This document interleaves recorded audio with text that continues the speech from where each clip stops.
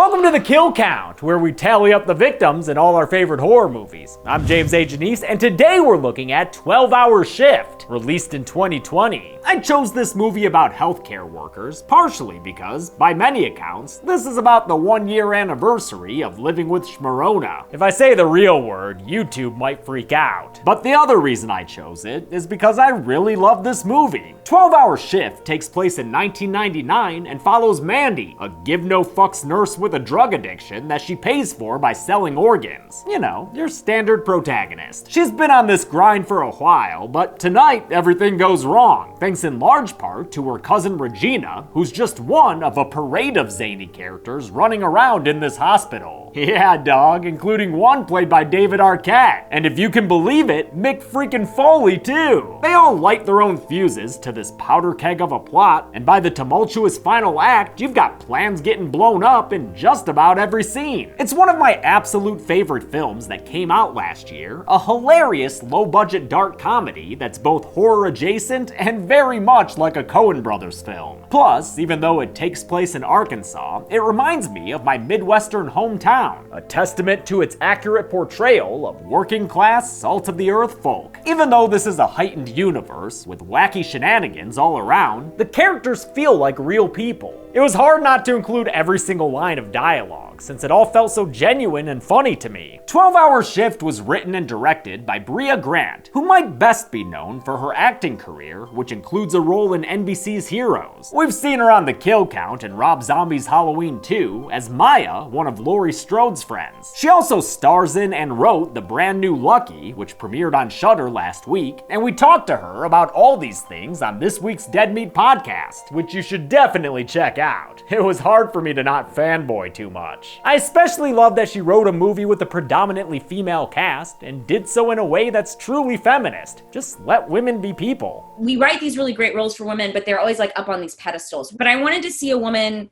have a lot of flaws, and all of the female characters had a lot of flaws. Everyone in 12-Hour Shift is flawed as fuck, and it makes for one hell of an entertaining watch. Healthcare workers are heroes who save lives for a living. As someone who counts kills for work, I don't know how I'm supposed to feel towards them. Nah, just kidding. They're great! The movie begins in Arkansas in 1999, where night nurse Mandy waits to begin her double shift. Not a great start to her night when the day shift staff's throwing shade. You know, I never know if someone being quiet is a sign that they ain't got nothing to say or they ain't got nothing going on up here. But Mandy ain't the type to take insults lying down. Hey, Kathy. Yeah. Go fuck yourself. Haha, yeah, Cappy, go eat some dirty butts. Then suck a fat wad of title card. Mandy's played by Angela Bettis, last seen on The Kill Count as Carrie in the 2002 TV movie version. She's got a real rough shift ahead of her, starting with quotidian annoyances like Mr. Kent, a hypochondriac who's so high-strung he's adding H's to words where they don't belong. I don't like to be wet. Then avoid water, dude. There's also a state prisoner murderer who's here because he tried to kill himself, and an OD patient who turns out to be Mandy's brother Andrew, though she doesn't tell any of her co-workers that fun fact. The only way she gets through it all is with her steel nerves. Well, those and by snorting painkillers. The painkillers help a lot, actually. Working under desk nurse Karen, played by Nakia Gamby Turner, Mandy sells organs harvested from patients at the hospital. Tonight, she's selling a kidney and some other stuff to her cousin Regina, this absolutely incredible character. She's introduced perfectly, her adolescent attitude on full display as the movie's soundtrack is taken over by its unique score.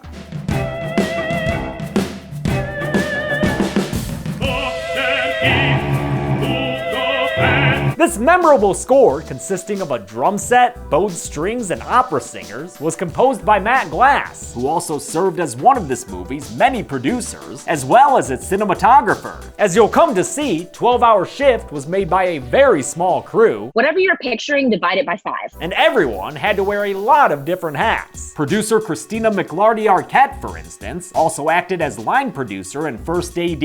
A lot of responsibilities for her first feature-length narrative. And Mandy's comatose brother Andrew is played by the film's assistant cam op, Aaron Prush. The small production gives the movie that authentic indie feel, which I love. Regina is Mandy's cousin by marriage, a point Mandy stresses since she doesn't want to claim this idiot as family. I like to use soda to keep them extra cold in here. Mandy just wants to get paid, which is the only thing Regina does right here. The part she gets wrong is when she forgets to take the kidney as she fucks off from the hospital and drives away looking like Angeline. Mandy's not exactly the best at her job either though, with a bedside manner that's mostly annoyance. And when she tries to feign compassion, she just ends up looking kinda like Smeagol. She's quick to steal pills and pleasantries from her patients, but that doesn't mean she's unable to connect with those as miserable as her. Like Mr. Collins here, who thinks this dialysis room smells sad. You ever smelled sadness? Only every day. That's why even though he's got less than 3 months to live, she's unable to bring herself to bleach his bloodstream and take his organs for a new batch of product. She tells Karen she'd rather get the organs from the prisoner, Jefferson, and since he's slated for execution, Karen figures it couldn't hurt. The problem is that Jefferson, played by David Arquette, you know, Spree, Scream, WCW, is being guarded by a backup touring member for Green Day. And it would be Green Day too. Don't forget, this is 1999. Just listen to that news report. And that Beanie Baby sold for over $500 right here in town. Wow, better stock up on those. Our top story this evening is the Police Force Y2K Preparation Convention. Regina's been taking her damn sweet time getting the kidney back to her boss, her scary cousin Nicholas. Regina, where the fuck have you been? Nick, of course, is played by 3-time WWE champ, my favorite wrestler of all time, Mrs. Foley's baby boy, Michael Francis McFoley. Bang bang! If anyone knows the value of good body parts, it's definitely one-eared Mick. Foley's not in the movie much, but he's great in his role. And what is that you're wearing, Mick? A $500 shirt? Borrow it from a friend? The dude's got no love for Regina when she delivers a cooler that's lacking a kidney. What the fuck is this? I use those to keep it a little bit cooler. A powerful client needs a kidney tonight, so unless Regina wants to be the donor, she'd better get back to that hospital and find one fast. It takes 30 minutes to get there. If she's not back in an hour, drag her back by the hair. And the powder keg's first fuse is lit. That's about all the Mick we get, which is why he was on set for only a single day. When he wasn't filming his parts, he was visiting patients and signing things in the real hospital they filmed at, because that's just the kind of guy that Mick Foley is. He was brought on by David Arquette, who, just like his wife Christina, was one of this film's producers. So I called up Mick, he did us a favor, came down there, had some fun for a couple days. The Arquettes, who were with the project from day one, were also responsible for Ric Flair's stepson Sebastian being in the scene with Mick Foley. They've got all the wrestling connections. If you cast Mick Foley in something, Stone Cold's like, hey, David, what, lose my number? Maybe I wasn't right for that part. Regina gets back to the hospital and finds Mandy in her brother Andrew's room.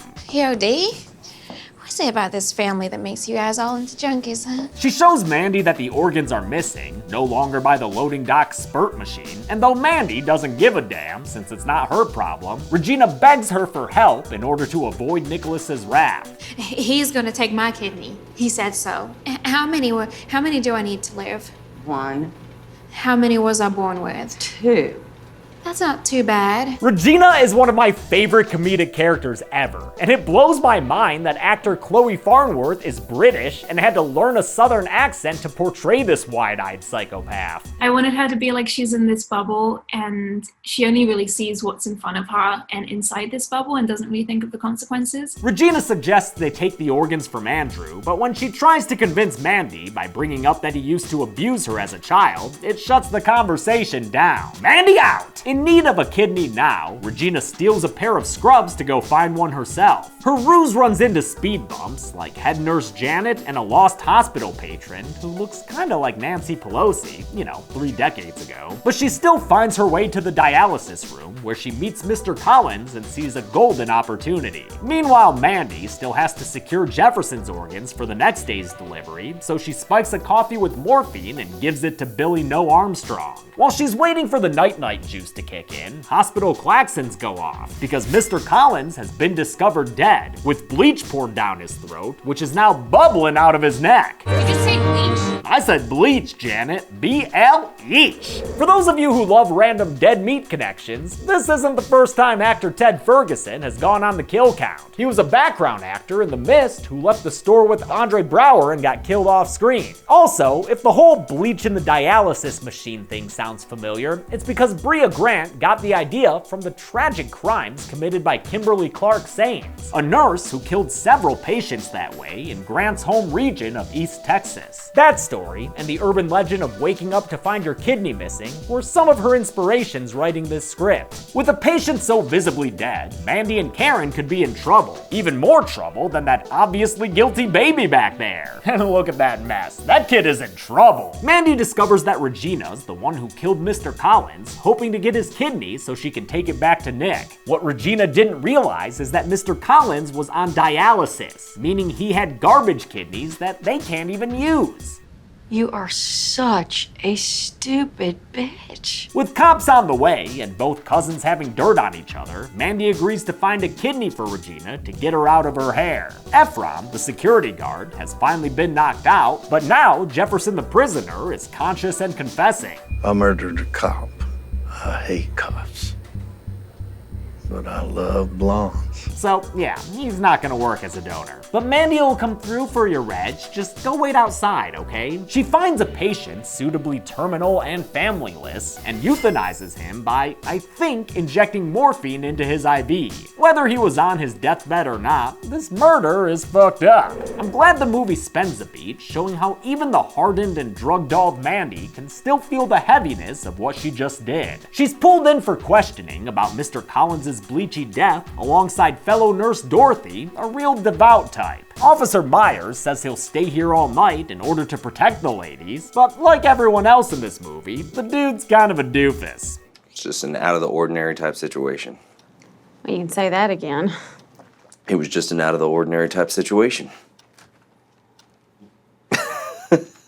Oh, I get it. Karen tips off Mandy that the morphine victim's in the morgue, so she heads down there and prepares to perform an amateur nephrectomy. The morgue, the patient rooms, and all the other hospital locations, even the laundry room, were filmed at a real hospital in Jonesboro, Arkansas. Dorothy's actor, Tara Perry, was born and raised there, and since she and her husband, Jordan Wayne Long, who also plays a cop, were producers on the film, they helped secure an entire floor of the Arkansas Continued Care Hospital while it was closed for reservations. That gave this low-budget film all the pre-done production design they needed. They were really helpful. They were so helpful. It was incredible because we had this hospital with all the stuff and, you know, it was kind of perfect. They're like, do you need extras? We're nurses. I know, we kept meeting all the nurses. It's amazing. What's more, the hospital had a storage room with old equipment that conveniently matched the 90s setting. And the working nurses helped out when the crew had questions about how things would be done in real life. There was one point where there was a nurse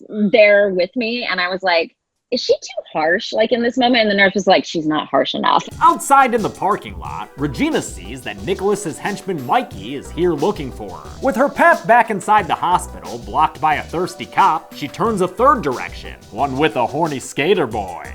Poor kid. He was just getting the hang of ollieing, too. She seduces the skater boy, then says see you later boy, as she pulls out a knife and murders him in a scene edited with Mandy cutting out a kidney. The fun editing is accompanied by a diegetic song, a gospel tune sung in the chapel by Dorothy. Have you been to Jesus for his cleansing power? Makes sense that actor-producer Tara Perry's singing a song here. In the early 2010s, she was part of a musical preschool Nickelodeon show, The Fresh Beat Band. In fact, she's joined by Fresh Beat Band member Thomas Hobson for the song, as his character, EMT Derek, picks up the second verse, right as Mandy and Regina each pick up a shiny new organ. Are you washed in the blood of the Lamb?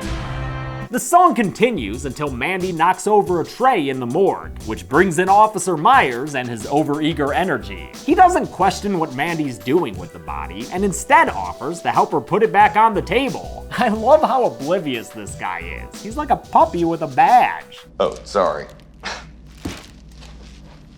Probably not allowed to touch that, huh? Yeah. better not. Dude's a much worse cop than he was an art director at SC&P. Mandy puts the new kidney in the cooler with a can of soda to keep it extra cold in there, but pretty quickly learns that Regina didn't have the patience to wait because Dorothy just found the skater boy's body on a smoke break. Oh God, I shouldn't even be smoking! And now that Mikey dude's in the lobby asking about Regina, how much freaking gunpowder can we pack into this keg? Mandy and Karen ignore Mr. Kent, never noticing he's found their missing organs, and instead they find Regina and chase her into the chapel. They are not very pleased with her. Damn, bitch, where's your shoes? That guy pooped on him when he died. At least she got the kid's kidney, which she's keeping in her panties now. Except, turns out, that's not a kidney. Regina cut out the skateboarder's bladder by mistake. I hate you. Mandy tries to take Regina to the vending machine to give her the kidney she acquired. No need for that panty bladder anymore. But they get intercepted and separated by head nurse Janet, ensuring that nothing is in order as the film begins its final act with some dancing courtesy of EMT Derek. You know, he's kind of like a liminal character, if that makes sense. Oh, also looks like Jefferson's freed himself from his cuffs and has freed the pop punky security guard from his shackles of life on Earth. Mandy's need for a drug fix causes her to fall apart in front of the hospital patrons, as Regina's nurse disguise falls apart when she can't answer Dorothy's difficult question. Where are your shoes? Panic Ray! Better skedaddle! She runs down towards the loading dock, only to be caught by Nicholas's rat-tailed henchman, Mikey. No worries, though. She should be in the clear, thanks to that kidney in the cooler and some sexy dancing moves. No, do not try all that sexy shit with me, Regina. You are covered in blood and puke. Well, at least she's got the kidney in the oh man, what the fuck? What the fuck indeed, Regina? Mandy tries to steal more morphine from her brother, but is caught by Nurse Janet. Since she's already on probation for a prior drug incident, her only way out is to lie with the truth and admit that the OD patient is her estranged half-brother. I'm sorry, I really do trust you. I just wanted to make sure he was getting the best care. It gets her off the hook with Janet, but not completely with Officer Myers. And after the discovery of Efron, dead, and Dorothy, knocked out but still alive, he's so high-strung and suspicious he pulls a gun on her. Not for long, though. I fucking hate cops.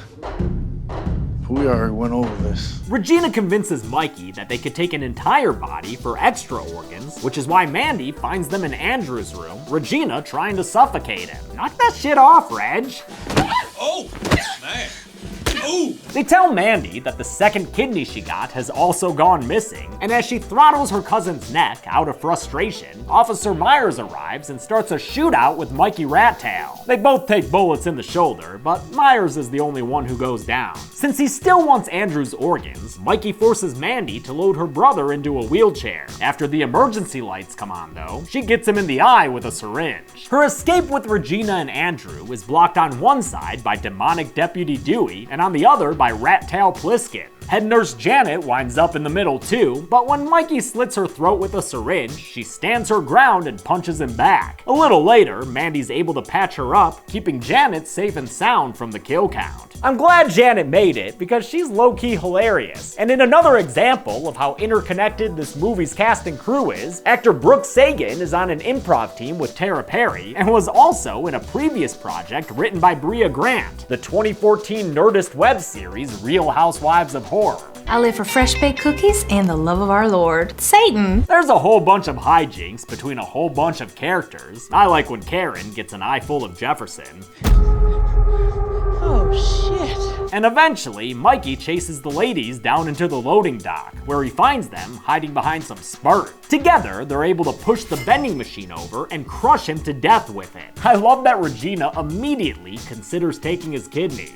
He's dead. No. Sorry, Reg, not this wicked witch of the West Ward. Jefferson comes outside and tries to take Regina as a hostage, but by this point, Mandy's sticking up for her fans, so she pushes the murderer off the loading dock. But don't worry, a bump like that's not gonna put this guy down. You cannot kill David Arquette. He takes off as sirens grow ever closer, and Mandy tells Regina that she should get out of there too. Gotta ditch the scrubs though, they're hospital property and covered in blood. Since Regina Regina used her panties to hold a bladder mistaken for a kidney. She drops trow commando style and bounces out of the movie butt-ass naked. The deaths are attributed to suicide, accident, or David Arquette, leaving Mandy and Karen in the unlikely position of getting off completely scot-free. Just, maybe get out of there before Mr. Kent comes in, waving all those stolen organs around. Oh, now you're gonna pay attention. Got the organs in my hands. Okay, thank you. Her shift finally over, Mandy goes out to the parking lot. As the credits begin to play, she sets an alarm, implying that she sleeps in her car until she has to get up and work again. The movie ends with her returning for another shift. Except, wait a minute, do you hear that?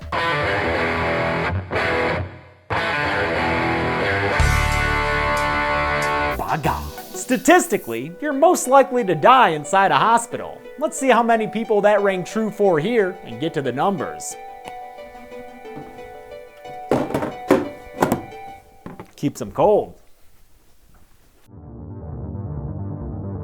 5 people died in 12-hour shift, with the victims entirely male. A lot of near misses in this one. Could have had 3 extra kills in there easy. With a runtime of 88 minutes, that left us with a kill on average every 17.6 minutes. I'll give the golden chainsaw for coolest kill to Mikey, because even though it wasn't bloody at all, they made him go splat with spurt. That's funny. Dull machete for lamest kill will go to the man killed by Mandy with morphine. That one was half kill and half euthanasia. And that's it. 12-hour shift came out in 2020 and is a breath of fresh air to watch. I love its humor and energy. Until next time, I'm James A. Janice. That's been the Kill Count. Thanks a lot for watching this Kill Count on 12-hour shift. I want to thank some patrons like Nicholas Sabato, Marlo, Stay, Jabari Rogers, and Emily Warnick, or Vernick maybe. If there are any healthcare workers out there watching, thank you so much for what you do. Your job is 1,000 times more important than mine, and I never forget that. Thanks everyone. Be good people.